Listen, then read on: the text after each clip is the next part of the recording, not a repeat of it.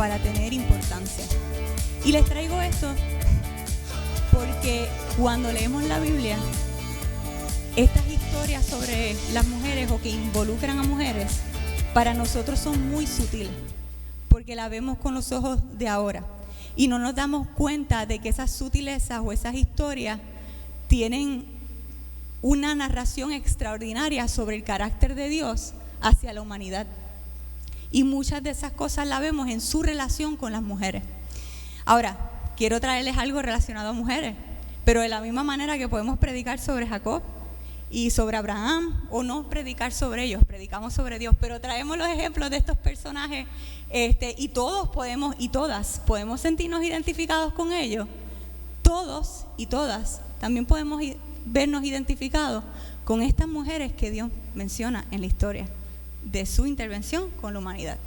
Así que vamos a ver esas sutilezas y entrar a ellas desde otra perspectiva y ver lo que estas historias quizás nos hablan sobre Dios, sobre su carácter y su cuidado con nosotros. ¿Está bien? ¿Suena bien? ¿Estás nervioso? No. Muy bien. Cuando nosotros vemos la Biblia, ¿verdad? Y a veces pensamos en la dinámica que Dios tiene entre los varones y las mujeres, vemos muchas mujeres en el Nuevo Testamento particularmente que tenían mucha necesidad y muchas situaciones, y Jesús intervino con ellos y las rescata. Y vemos también una dinámica que solamente a veces aplicamos a las mujeres, como lo es la percepción de la mujer virtuosa. Esto lo he traído varias veces, algunos lo han escuchado, pero hay otros que no. Pero aplicamos la mujer virtuosa solamente a la mujer. No pensamos en el hecho de que el hombre también es llamado a ser virtuoso. Algo hermoso sobre esa porción bíblica que tanto utilizamos solo para hablar de las mujeres es que nos enseña el valor que Dios tiene de la imagen, ¿verdad?, de la mujer. Porque cuando Dios trae a través de Salomón esta idea de lo virtuoso, de la sabiduría, lo que Él hace a través de Proverbios es traernos la imagen de la sabiduría a través de una mujer. Es decir, ¿cómo se ve la mujer en el diario? ¿Cómo se ve la sabiduría en el diario vivir? Pues aquí les doy un ejemplo. Este personaje, esta mujer que vive de cierta manera, no es una mujer en sí, es una metáfora de la sabiduría. Qué hermoso que Dios decidió personificar la sabiduría a través de una mujer. Pero esa virtuosidad que vemos en esa mujer es algo que tanto nosotras como nosotros aspiramos a tener.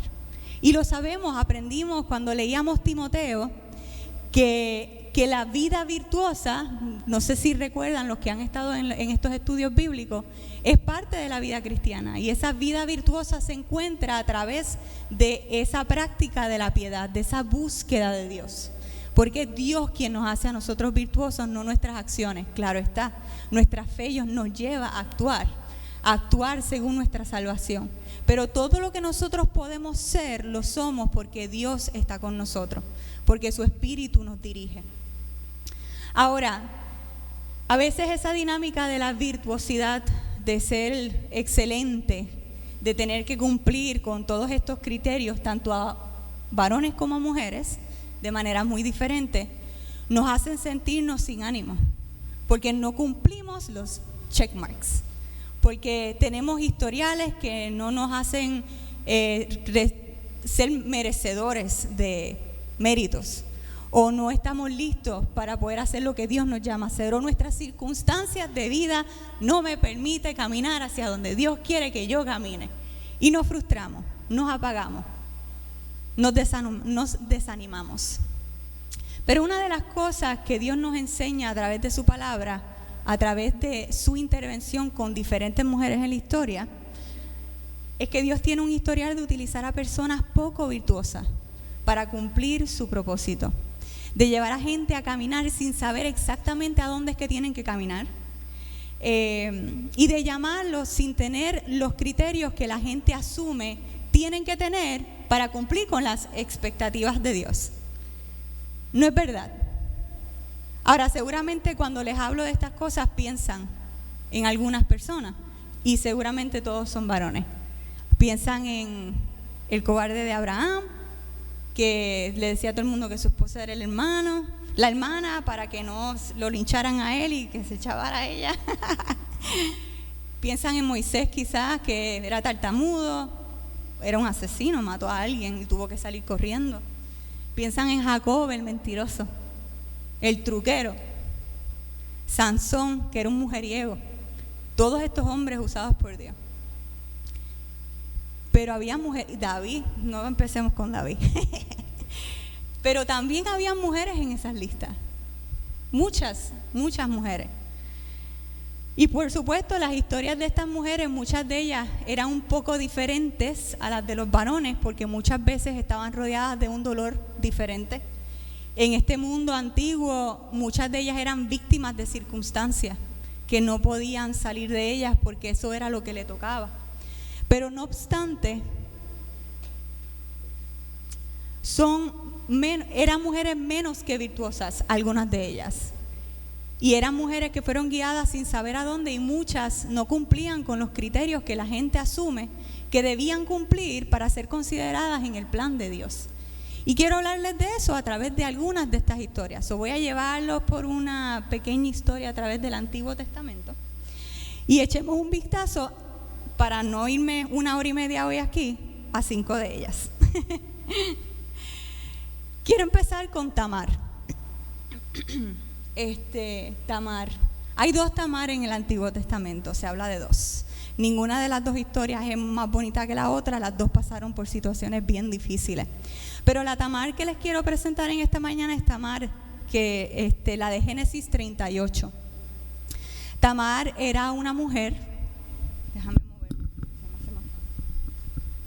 mover, Tamar era una mujer que fue casada con un varón que no hizo lo correcto ante los ojos de Dios.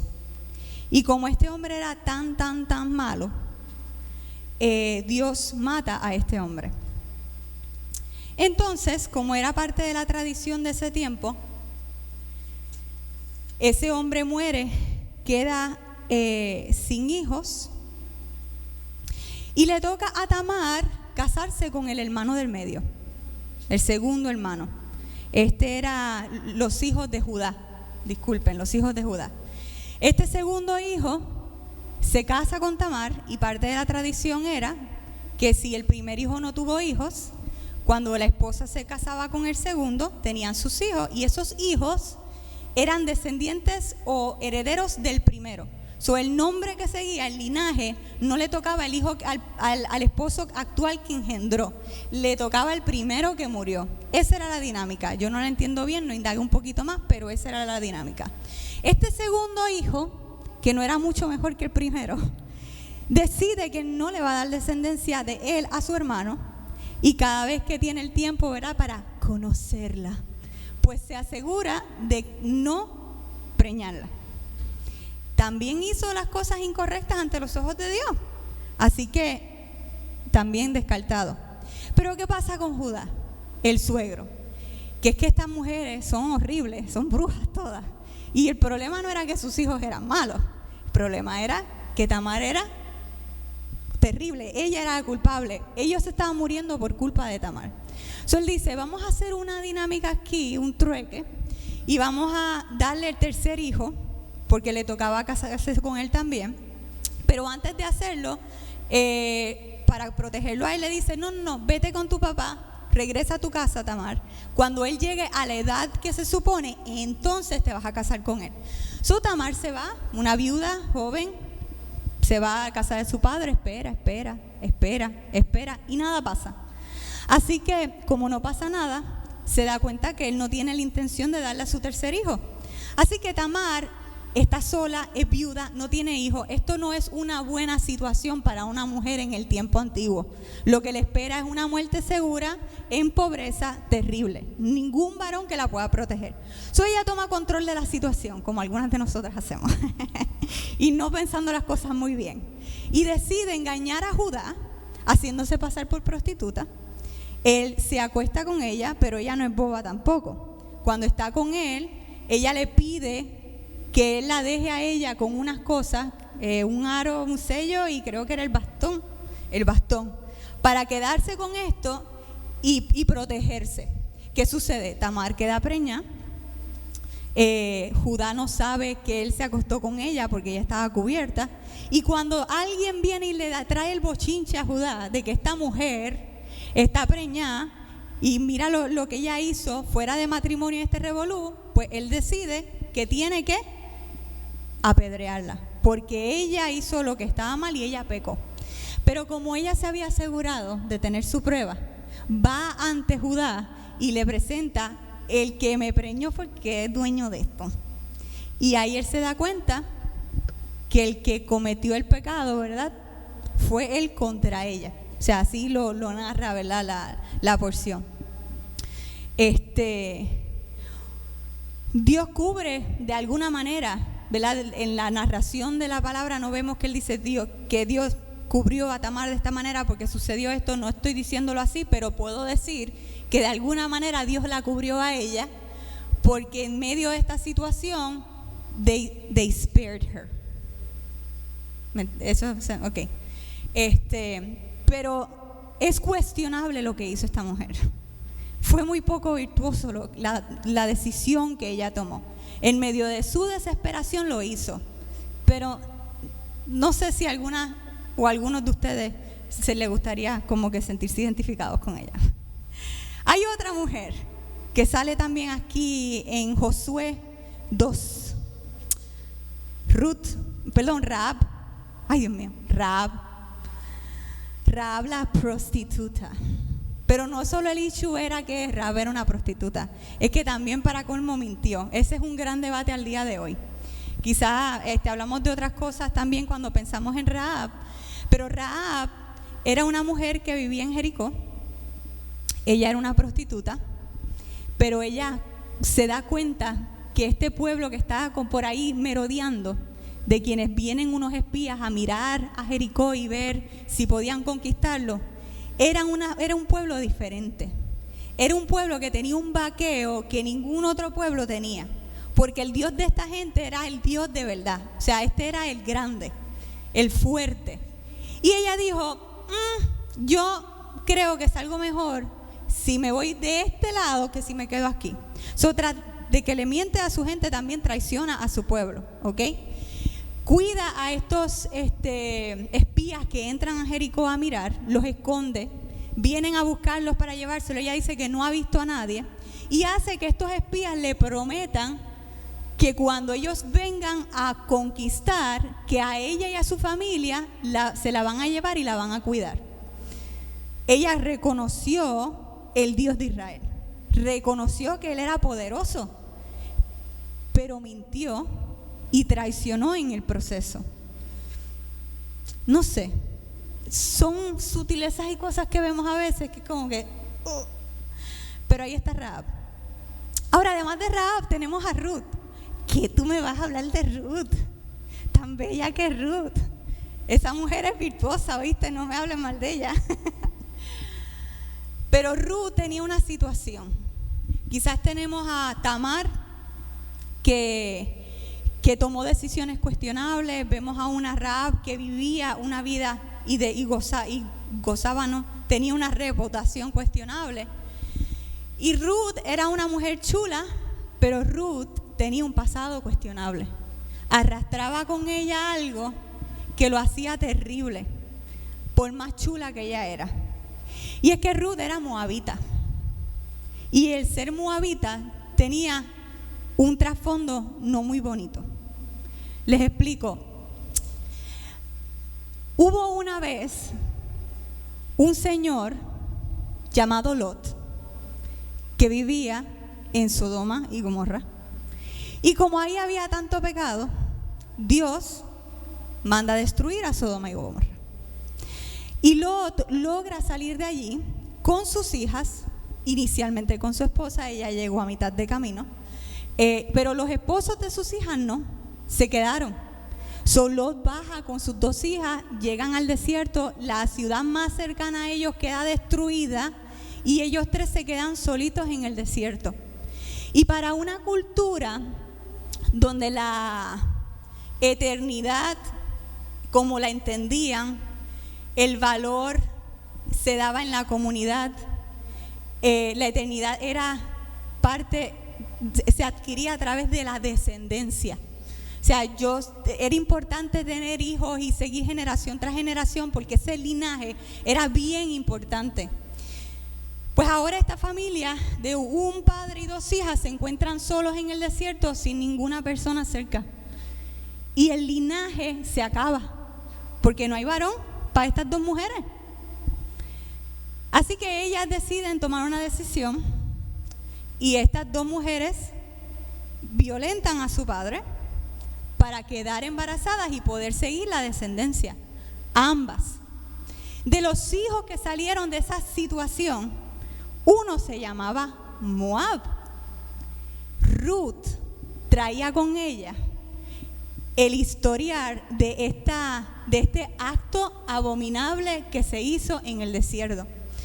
Ella, cuando llega con su suegra, a donde se encuentra este hermoso señor Boaz, es verdad, sí, Boaz. Ella era una extranjera que venía de este historial. El pueblo israelita no se llevaba con este tipo de gente. Lo vemos cuando trataban después a los samaritanos, pues los moabitas eran igual, porque tenía un historial que la precedía y era más grande que ella. Bueno, logró ser una mujer que se pudo integrar al pueblo de Israel. Se casó con este hombre, o este hombre se casó con ella. La redimió. Una historia muy bonita que eso es otra predicación hermosa también. Pero está Ruth. Quizás no sus actos, pero su pasado. Y después de Ruth, tenemos a Betsabé. Nadie habla de Betsabé. Nadie. La víctima. La débil, la que no pudo hacer nada. ¿Se acuerdan de quién era Betsabé? Betsabé, la esposa de Urías, que David estaba en un sitio y la vio bañarse y se enamoró. Y entonces termina con ella, la hace su esposa, aún estando casada con Urías, y lo lleva a matar a Urías o mandarlo a matar básicamente.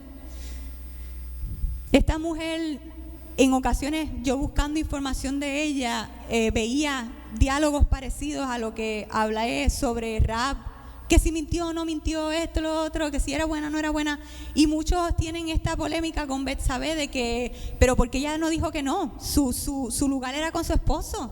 Ella debió haber defendido el honor de su esposo, defendido su honor como una esposa y ser fiel a él. Pero la gran pregunta que tenemos que hacernos es, ¿quién le dice que no al rey más poderoso? ¿Quién? ¿Cómo yo le voy a decir que no a este rey que todo el mundo ama? Porque David era amado y adorado por todo el mundo. Ella fue víctima de sus circunstancias, pero ser víctima de sus circunstancias y ser débil la ha dejado ver como eso. La débil, la víctima, algunos como una usurpadora o algo por el estilo, porque ¿quién la manda a estar bañándose en un sitio donde la ven?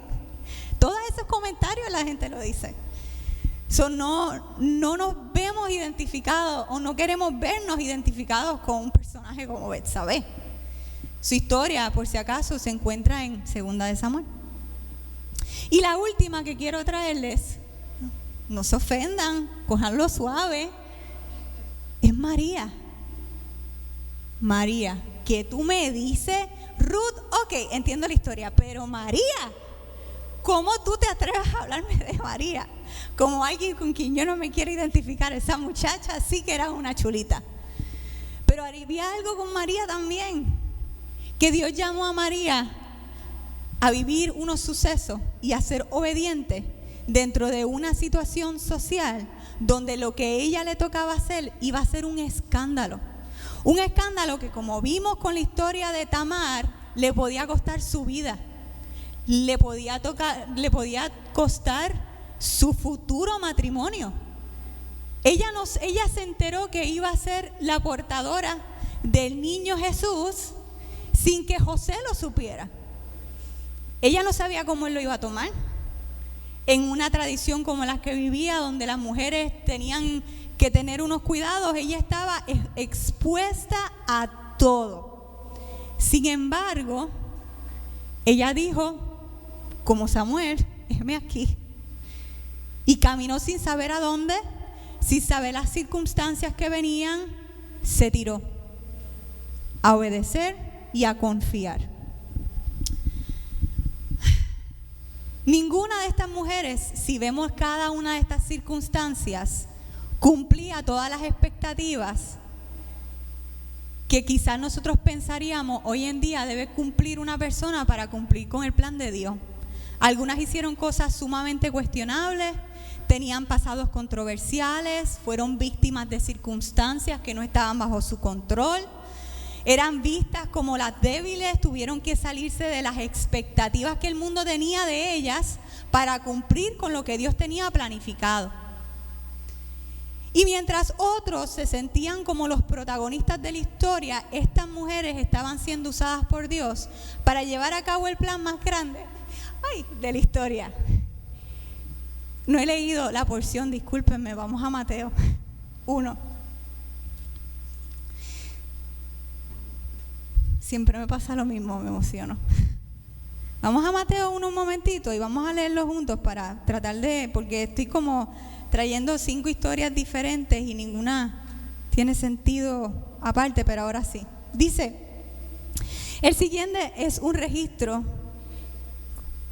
de los antepasados de Jesús, el Mesías, descendiente de David y de Abraham.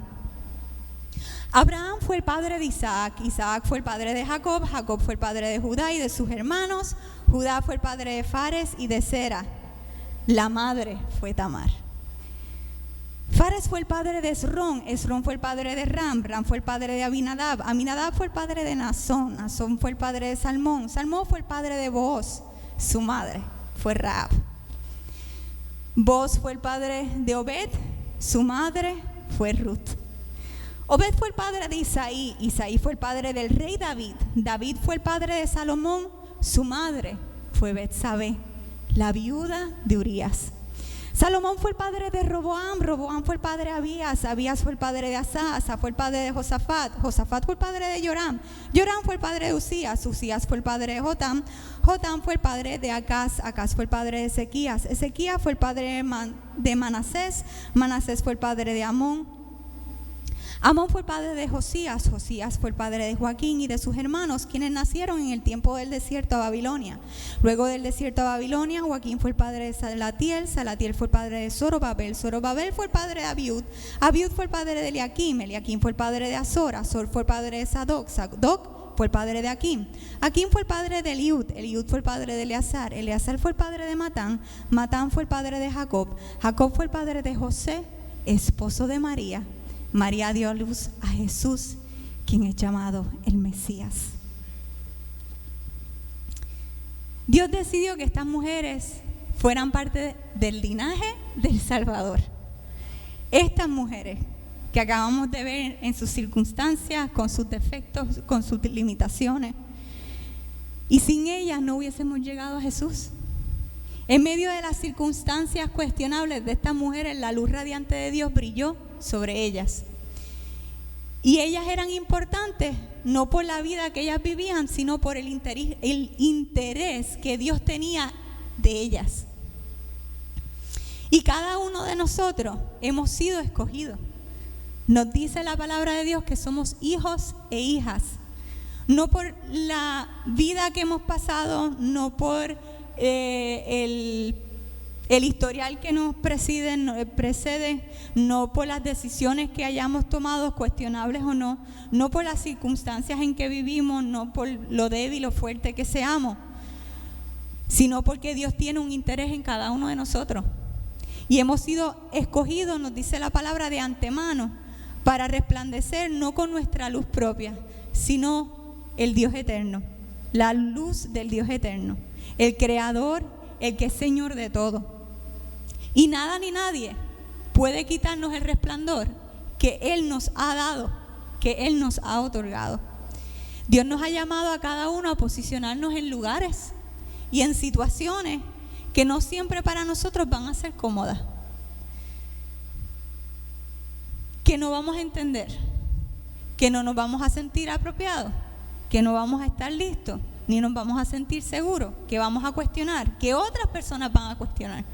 Porque nuestra decisión no es tradicional o como usualmente toman otros, porque no es lo que tiene sentido, lo que es obvio.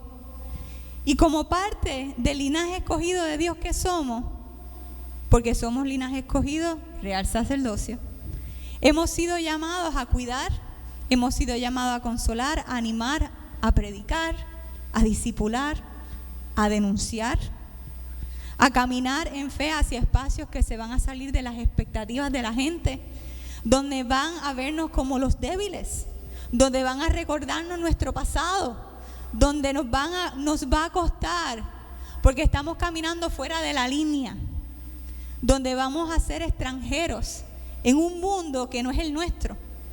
Pero en este día lo que Dios nos dice a través de su palabra es que tenemos que animarnos, porque la luz de Dios resplandece sobre cada uno de nosotros, porque lo que Dios dispone, lo que Dios ha declarado, lo que Dios ha planificado, no lo controla ningún ser humano. Aunque parece, nadie lo controla. Los planes de Dios no los cambia una persona. Pero si dejamos que los pesos de las expectativas que pueda tener la gente de nosotros, los pasados, nuestras debilidades, que se interpongan en el camino de lo que Dios quiere hacer con y a través de cada uno de nosotros, ahí es que nos desanimamos. Y dejamos que la luz que Él ha puesto en cada uno de nosotros se apague. Hay una porción en un salmo que dice: levántate, Jerusalén, envuelta en resplandor, porque ha llegado tu luz y la gloria del Señor brilla sobre ti. La oscuridad cubre la tierra, la noche envuelve a las naciones, pero el Señor brillará sobre ti y sobre ti aparecerá su gloria. Lo que el mundo rechazó, el Señor lo hizo suyo y lo revistió con su gloria, para que el mundo viera en ello el resplandor de Él. Dios le ha placido hacerte portador y portadora de su gloria. Y eso es de cada uno de nosotros, eso es tuyo. Y nadie lo puede quitar, porque el que te lo otorgó fue Dios. Él de primera mano te lo ha dado y debemos portarlo con orgullo y con seguridad. Donde quiera que nos paremos, donde quiera que nos llame a caminar, porque con su gloria, nos dice la palabra, viene poder, viene amor, viene dominio propio, para hacer lo que Él nos ha llamado a cada uno de nosotros a hacer. ¿Entendamos lo que es o no lo entendamos? Amén. Bueno, pues vamos a orar.